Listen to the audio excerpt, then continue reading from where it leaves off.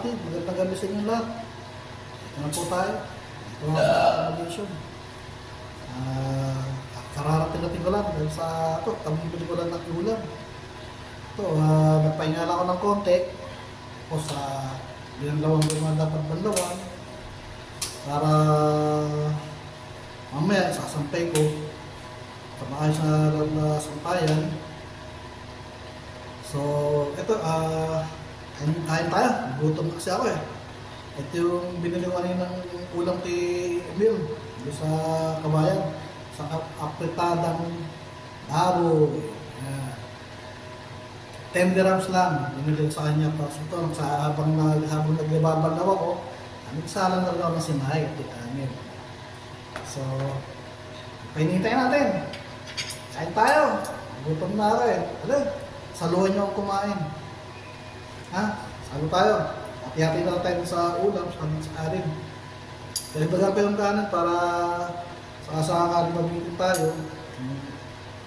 Hindi tayo mabibitin dahil medyo nagbigo ko ng konti yung kanin. Ito. Para masarap yung kain natin. Kaya pala, pagkaraan ulit ng isang buwan, hindi na ulang makakain ng baboy. Ito sa Sardia, wala akong mabibila ng baboy dito. Bawal dito mga baboy. Pero sa Dubai, allowed na allowed ng baboy doon. Pero si Met, dumayo ng Dubai para bumili ng baboy na. Kain tayo.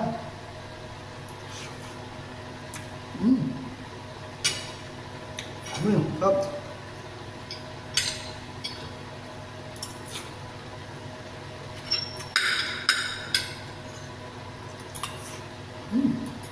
Sarap.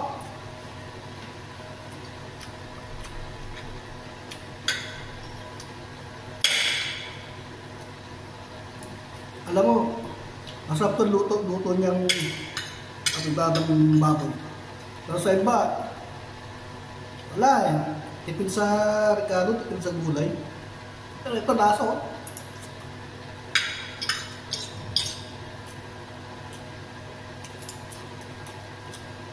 Sarap. Sa 10 dirhams, hindi na talo rito. Binili ko dalawang order eh. So 20 dirham. So, yun naman para bukas ang tanghali.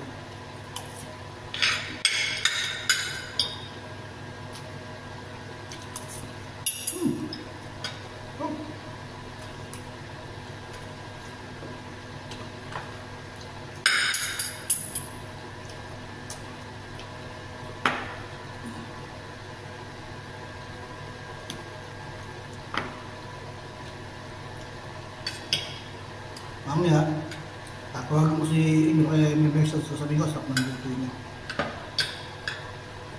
Sarap talaga, ang libro.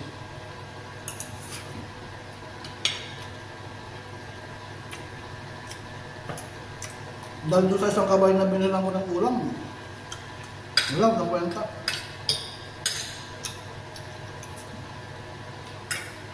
Ano yan?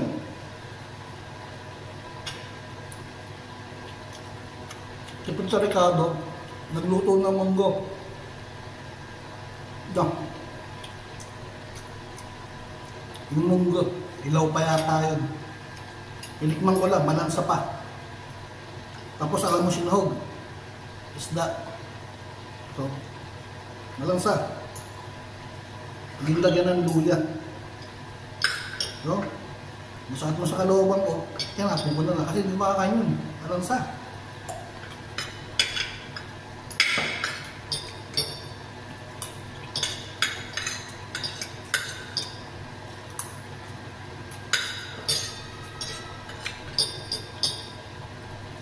Pero ito nakain ko. Ayos, malasa kasi may luya.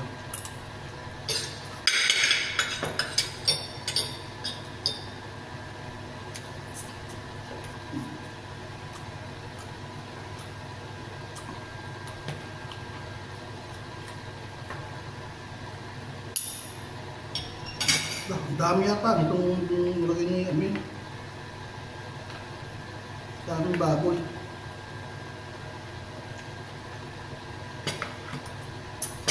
Sarap, sarap.